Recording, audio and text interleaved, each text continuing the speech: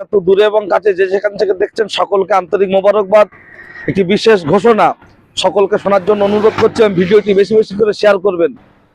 আগামীকাল ল্যাবের আলেম ওলামা হুজুরগণ কলকাতায় পাক সার্কাস ময়দানে আসছি।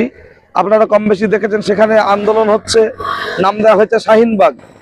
সেই পাক সার্কাস ময়দানে যাদের ভোটার লিস্টে অ্যাডজুডিকেশন লিখে দেওয়া হয়েছে তার জন্য আন্দোলন চলছে।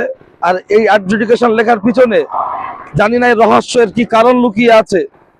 আমরা তো মনে করছি আমরা ঘোর অন্ধকারের মধ্যে আছি।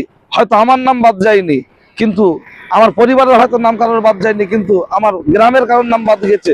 সে হিন্দু হোক মুসলমান হোক দেখার দরকার নেই। যারা ভারতীয় বৈধ নাগরিক তাদের নাম বাদ দিয়ে কি বোঝাতে চাইছে যে ষড়যন্ত্র চলছে, তারই বিরুদ্ধে প্রতিবাদ ধর্ণা মঞ্চ সেখানে চলছে নাগরিক মঞ্চের পক্ষ থেকে।